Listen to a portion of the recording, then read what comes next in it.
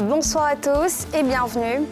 La troisième édition du prix d'excellence de la bonne gouvernance des entreprises publiques a récompensé hier ses lauréats. Le super prix a été décerné à la Banque nationale d'investissement.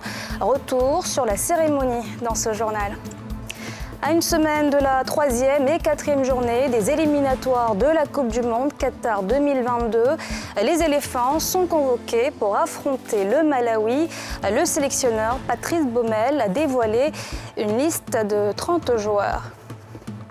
Et puis Nicolas Sarkozy va faire appel. L'ancien président français a été condamné à 1 an de prison ferme dans l'affaire Big Malion. Le verdict est plus sévère que les réquisitions du parquet. Quelle entreprise publique a mieux dirigé en 2021? La troisième édition du prix d'excellence de la bonne gouvernance s'est déroulée hier. Plusieurs entreprises ont été récompensées, dont la Banque nationale d'investissement qui a reçu le super prix. Nadja Eja, Tanguy Kona. Le nom du lauréat du super prix, c'est la société Banque nationale d'investissement. Clameur pour la BNI, Banque nationale d'investissement, grande lauréate de la troisième édition du prix d'excellence de la gouvernance des entreprises publiques. En plus du super prix constitué d'un trophée et de la somme de 10 millions de francs CFA, l'entreprise repart avec des distinctions dans les catégories de l'efficacité du conseil d'administration et de la performance économique et financière des entreprises commerciales. La récompense d'un travail d'équipe que l'entreprise entend poursuivre. Ces trois prix aujourd'hui viennent récompenser l'ensemble des efforts fournis par nos administrateurs et par l'ensemble de nos collaborateurs. Donc nous sommes tout à fait joyeux, heureux de cette récompense-là. Mais c'est en même temps un appel à continuer. Autre distinction décernée, le prix de la performance économique et financière entreprise non marchande et le prix de l'encouragement remis cette année à la SICOGI. La SICOGI revient de très loin. Ça fait 4 ou 5 ans où on était au bord de la faillite. Aujourd'hui, on est parmi les lauréats. Il faut continuer de faire l'effort. Instauré par le ministère du Budget et du Portefeuille de l'État depuis 3 ans, ce prix s'appuie sur des critères de sélection rigoureux. Pour le ministre, il faut créer une saine émulation. Cette célébration des entreprises qui se distinguent par la qualité de leur gouvernance est une expérience fortement appréciée dans la promotion de la culture de l'excellence en lien avec la vision de M. le Président de la République. Je vous invite à demeurer des modèles et à continuer d'améliorer la qualité de vos services ainsi que la production des informations financières. Un prix spécial dénommé Prix du leadership a été remis à Moussa Sanogo pour sa gestion performante du portefeuille de l'État. Une distinction qu'il a dédiée à l'ensemble de son équipe.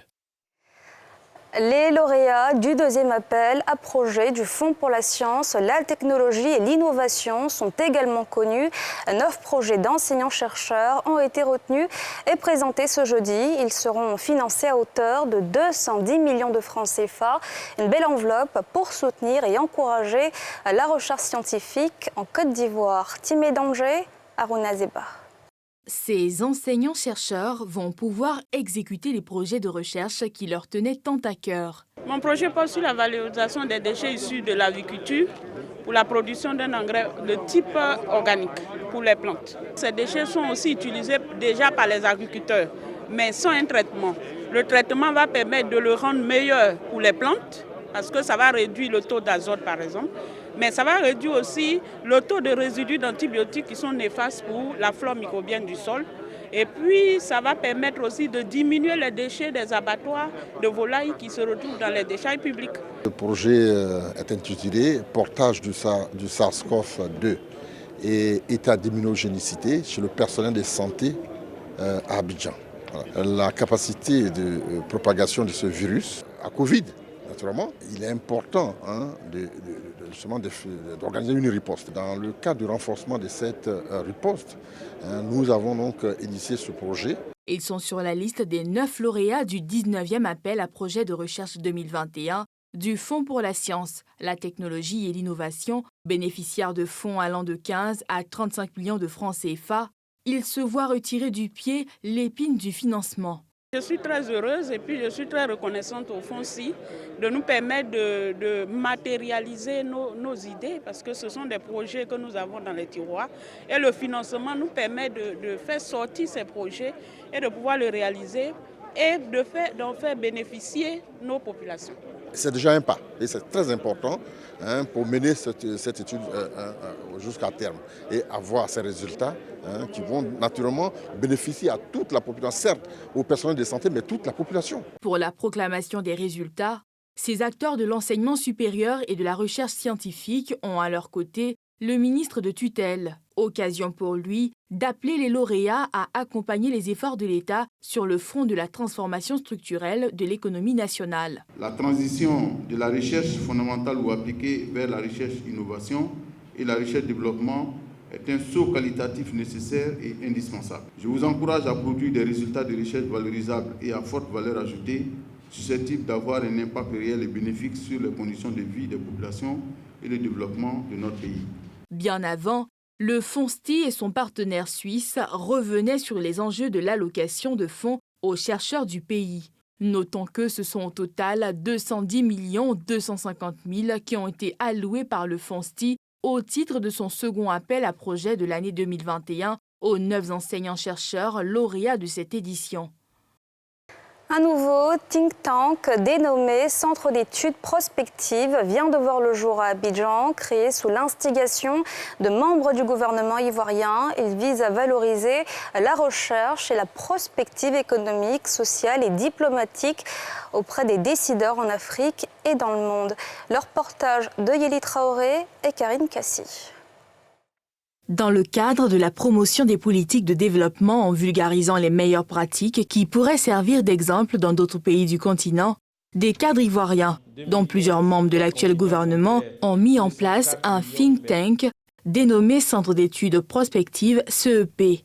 Le Centre d'études prospectives se veut un centre porté par des actions managériales dont le principe sacro-saint repose sur l'amélioration des conditions de vie des peuples pour un développement durable, harmonieux, dans un environnement de climat paisible. Le nouveau centre se lance le défi de faire face aux problématiques spécifiques déjà recensées du continent.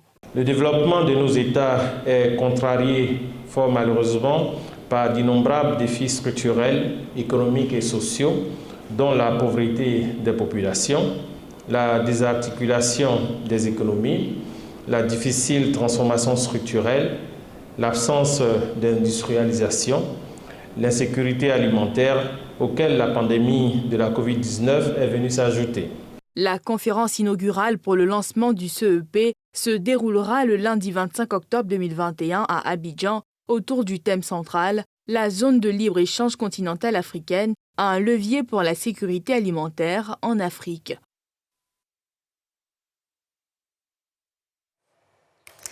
C'est un livre que tout Ivoirien devrait avoir, un guide qui permet à tous les citoyens de mieux connaître les institutions de la République et d'en tirer le meilleur profit. L'ouvrage Architecture institutionnelle de la Troisième République a été présenté ce jeudi. Il est gratuit et sera disponible dans les établissements scolaires et les bibliothèques nationales. Salif Yadekwe, Fulgence Kissiedo. Architecture institutionnelle de la Troisième République. Un document de 219 pages qui répertorie les différentes institutions de la Troisième République, ainsi que les symboles, notamment l'emblème et les armoiries. Le livre a été présenté à la salle de conférence du ministère des Affaires étrangères au Plateau.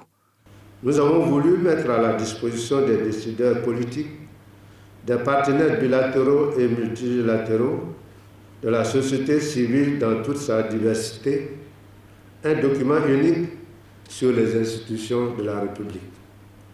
Nous l'avons voulu simple et accessible à tous. Il contient des informations concernant les adresses et les coordonnées complètes, ainsi que les modalités d'organisation et de fonctionnement des institutions de la République. On y trouve également des informations sur les modalités de leur saisine, ainsi que leur mission dans la vie de notre pays. Selon cet expert, ce document de synthèse mérite d'être vulgarisé. C'est une nécessité de pérennisation de l'architecture institutionnelle de notre pays. Et la deuxième sous-fonction politique, c'est un besoin de clarification entre les institutions. C'est un manuel qui est utile, qui doit être diffusé autant que possible et qui doit être mis à disposition des ministères, des administrations préfectorales, des chefs de village, des rois, des enseignants, des journalistes, des étudiants.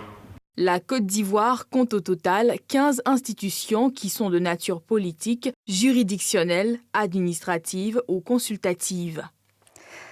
La Côte d'Ivoire abritera en 2022 le Festival international de la mode africaine. Mais en attendant, la 13e édition de ce festival aura lieu à Niamey, au Niger, du 1er au 5 décembre prochain. C'est l'information dévoilée ce jeudi au cours d'une conférence de presse organisée par le créateur et fondateur du FIMA, Al-Fadi Nadjaïja.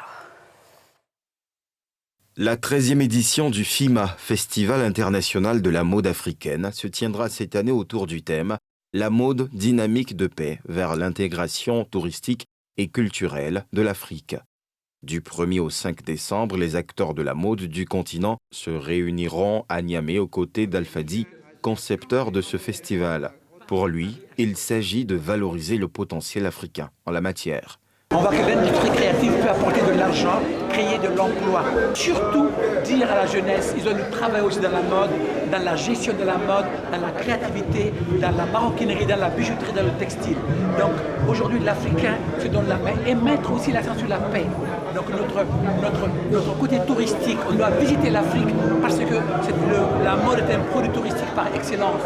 Une vision noble que soutiennent les membres du gouvernement présents à cette conférence de presse. D'autant plus que l'événement se tiendra pour l'édition 2022 sur les bords de la lagune Ébrié.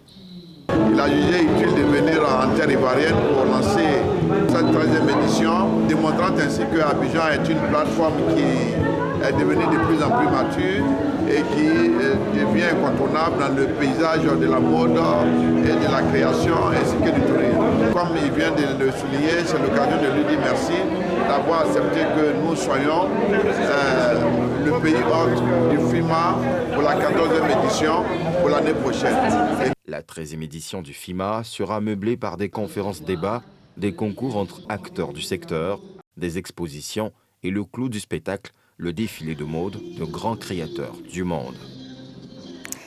Du sport à présent avec la liste des joueurs convoqués pour affronter le Malawi lors des prochaines journées des éliminatoires de la Coupe du Monde Qatar 2022. Patrice Baumel, le sélectionneur, était face à la presse ce jeudi. L'on note les retours de Wilfried Zaha, Yao Kwasi et Nicolas Pepe, absents lors des précédentes journées. Salifia Lekwe. Patrice Baumel, sélectionneur de l'équipe nationale de Côte d'Ivoire, était face à la presse ce jeudi.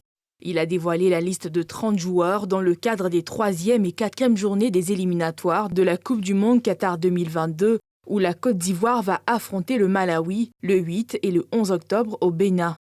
L'on note les retours de Wilfried Zaha, Nicolas Pepe et Yao Kwasi Gervinho dans la sélection. Je lis dans les réseaux sociaux que soi-disant je laisse certains joueurs sur la touche, je laisse personne sur la touche. Je suis plus de 200 joueurs. Et croyez-moi, un coach, il serait stupide de se priver de meilleurs joueurs. Très en forme avec le RC Lens en Ligue 1, Seko Fofana manquera de nouveau à l'appel du sélectionneur pour défendre les couleurs nationales. Sa décision, c'est de donner priorité à son club puisqu'il joue beaucoup de matchs. On ne peut pas forcer quelqu'un à venir, c'est son choix. La Côte d'Ivoire, avec 4 points, occupe la première place du groupe D de ces éliminatoires. La première édition des journées d'éducation de la jeunesse à la conservation de la biodiversité a eu lieu aujourd'hui. Une initiative de la Fondation Cœur Vert et en collaboration avec l'université Félix Houphouët-Boigny. C'était en présence de Jean-Michel Quadio et Mathurin Badé. Université Félix Houphouët-Boigny d'Abidjan. Ce sont plus de 230 participants qui ont pris part à la première édition des journées d'éducation de la jeunesse pour la conservation de la biodiversité autour du thème « Engagement bénévole et citoyen de la jeunesse estudiantine pour la conservation de la biodiversité par le reboisement ». Objectif : faire connaître à la jeunesse ivoirienne les enjeux de la dégradation des forêts afin de susciter leur participation bénévole, pour la reconstitution du couvert forestier national. Nous devons participer au reboisement. Tout jeune habitant sur les territoires ivoiriens doit sensibiliser pour que la forêt ivoirienne puisse renaître. Il y a un déficit, je peux appeler ça, de forêt en Côte d'Ivoire. Donc il va falloir replanter les arbres pour qu'on puisse ensemble profiter. La Fondation Cœur Vert invite à travers cette conférence les populations à adopter une attitude éco-citoyenne. Nous travaillons aussi en Côte d'Ivoire avec le ministère des Eaux et Forêts sur différents projets comme une école 5 hectares ou encore le futur projet de la Grande Muraille au nord de la Côte d'Ivoire. Les jeunes sont directement concernés par la problématique environnementale. Nous essayons d'amener les jeunes à prendre conscience que leur action est essentielle. De manière générale, nos écosystèmes sont très dégradés. Il va falloir que chacun à ce niveau change de comportement vis-à-vis de nos ressources naturelles. Sinon, pas de biodiversité, pas de vie. Le couvert forestier ivoirien est aujourd'hui estimé à 2,97 millions d'hectares, soit 9,2% du territoire national, selon un inventaire forestier et faunique national. La Fondation Cœur Vert a initié une journée de reboisement qui se tiendra le 1er octobre au sein de l'Université Félix Houphouët-Boigny. De la culture dans ce journal, Ansata Ouattara, en dédicace, l'écrivaine ivoirienne a publié son 7e recueil de nouvelles, Les coups de la vie, un livre d'une centaine de pages avec des histoires vraies d'anonymes sur des faits de société qui ont marqué leur existence. Nadja Ejar. Ce sont 17 histoires quotidiennes savamment relatées sur 103 pages que nous propose l'écrivaine Ansata Ouattara pour cette édition de son livre « Les coups de la vie », un 7e coup de recueil de nouvelles que s'impatiente de recevoir les lecteurs venus nombreux pour la dédicace de l'ouvrage. Je suis là aujourd'hui pour l'encourager dans l'initiative qu'elle a toujours menée par rapport à la promotion de la lecture. Je suis Ansata Ouattara, ça fait vraiment un bon moment. Je lis presque tous ces livres depuis le tome 1. Je dis que nous avons des valeurs sûres en termes d'écriture en Côte d'Ivoire et qu'il faut soutenir ces écrivains, ces littéraires. Au fur et à mesure que se tournent les pages du livre, Ansata Ouattara nous plonge dans des histoires imprégnées des teintes multiples qui composent la vie. Du premier témoignage pour une promesse non tenue, au dernier, une diablesse au visage d'ange, en passant par les lames du défunt, l'auteur nous fait souvent flipper. Nous avons parfois des récits qui partent des maîtrissures profondes au bonheur époustouflant.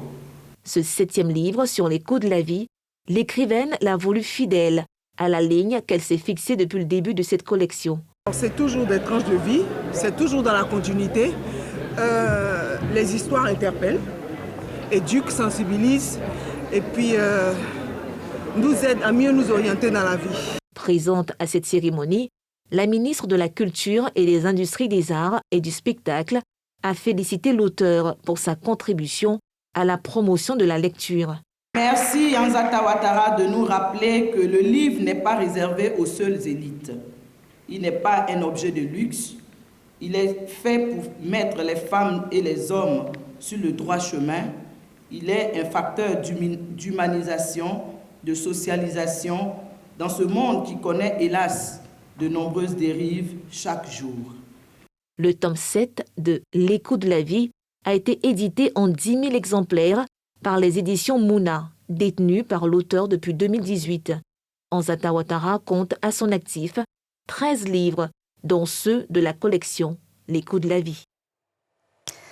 L'actualité, c'est aussi ce démenti du ministère de l'économie et des finances sur un prétendu fonds d'une trentaine de millions de dollars mis à la disposition des entreprises touchées par la crise sanitaire. C'est une fausse information dans l'intention d'arnaquer. Le ministère appelle à la vigilance des entreprises. Les précisions de Pierre Dipomella.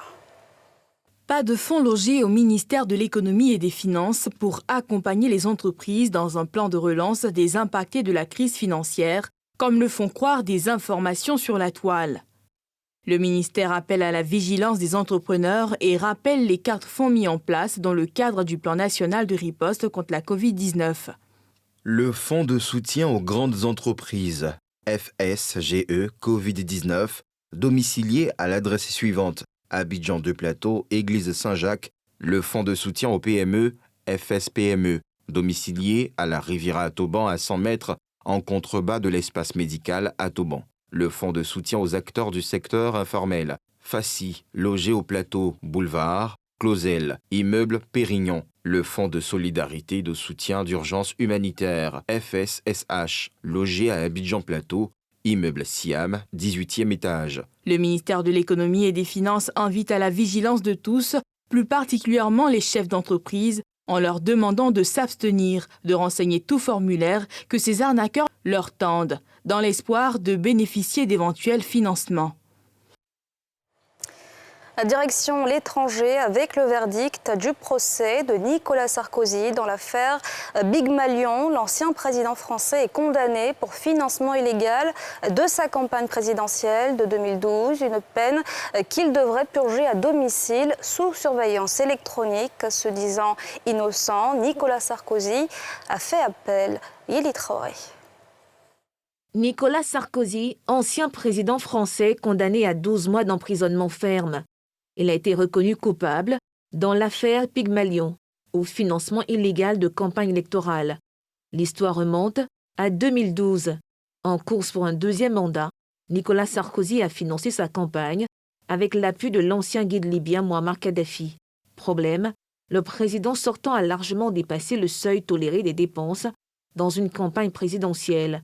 Selon la présidente de la 11e chambre correctionnelle du tribunal de Paris, Caroline Viguier, Nicolas Sarkozy a poursuivi l'organisation de meetings après avoir été averti par écrit du risque de dépassement du plafond légal. 42,8 millions d'euros, soit près du double de ce qui est légalement admis à l'époque. La peine de l'ancien président français sera aménagée en détention à domicile sous surveillance électronique. Nicolas Sarkozy va faire appel de sa condamnation, a annoncé son avocat Thierry Herzog. Révélé 2 ans après la défaite face à François Hollande, le scandale avait entraîné une onde de choc dans l'arène politique française, y compris dans sa famille politique, l'UMP. Et c'est la fin de ce journal. Merci de l'avoir suivi. Restez avec nous dans un instant. NCI Reportage avec un reportage ce soir sur l'hôpital Mère-Enfant de Bingerville. Excellente soirée à tous.